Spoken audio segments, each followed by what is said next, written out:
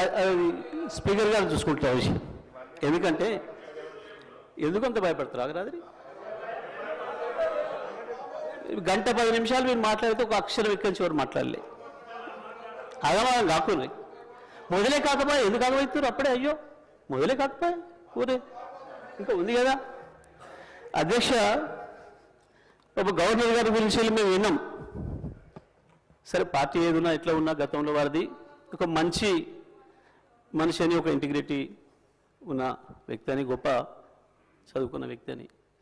కానీ పాపం వారితోని 36 నిమిషాల్లోనే 360 అవాస్తవాల్ని మాట్లాడొచ్చారు.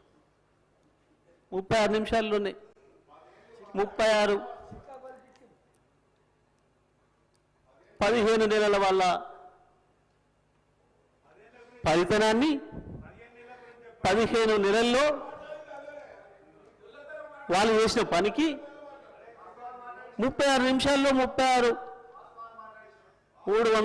అబద్ధాలు, అవాస్తవాలు. నిజంగా కూడా పాపం గవర్నర్ గారు మనసు ఎంత గింజుకుందో వాళ్ళు చదవటానికి. ఇంగ్లీష్లో అర్థమై ఉంటుంది, ఇంగ్లీష్లో అర్థమై ఉంటుంది అధ్యక్ష. నాకు తెలిసి మనస్ఫూర్తిగా చదవలేదు, గవర్నర్ గారు కూడా మనస్ఫూర్తిగా చదివి ఉండరు అధ్యక్ష. అది నాకు తెలిసి ఎట్టి బస్సులో గవర్నర్ గారు మనసుతో మాత్రం చదవలేదు అధ్యక్ష. పాపం చాలా మెకానికల్గా చదివి ఎప్పుడు వెళ్ళిపోదాం అన్నట్టునే పోయారు పాపం అధ్యక్ష. సరే, ఇది ఒకవైపు అధ్యక్ష.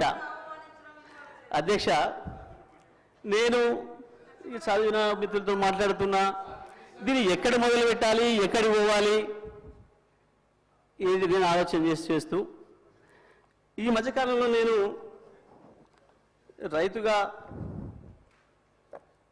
జరుగుతున్న పరిణామాలు, వ్యవసాయ రంగంలో వస్తున్న పరిస్థితులు, ఎండిపోతున్న పంట పొలాలు ఎక్కువ తిరుగుతున్నాయి కాబట్టి అక్కడ రైతుల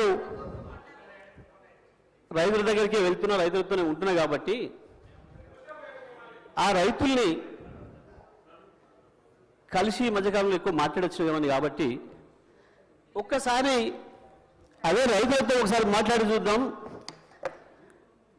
అయా రాష్ట్ర ప్రభుత్వం గవర్నర్ గారి చేత ఈ రకంగా మాట్లాడించింది ఇవాళ.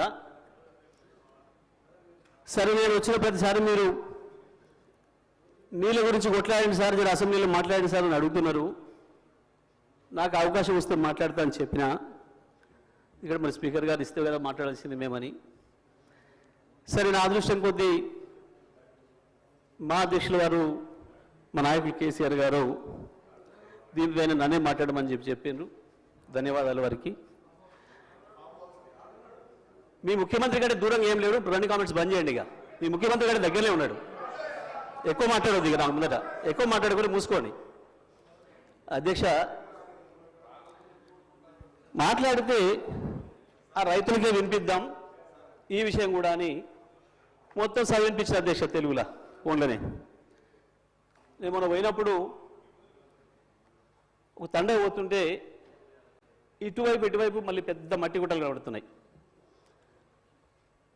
ఆగిన మళ్ళీ ఎందుకు వచ్చినాయి ఈ గుట్టలు, మట్టి గుట్టలు అని. బావులు తీయడం మొదలైంది అధ్యక్ష. మళ్ళీ సరే చూద్దాం ఈ బావికి ఎంత ఖర్చు అయింది, నీళ్ళని ఊరుతున్నాయని చెప్పి కారు దిగి బావి దగ్గర పోయినప్పుడు అక్కడి నుంచి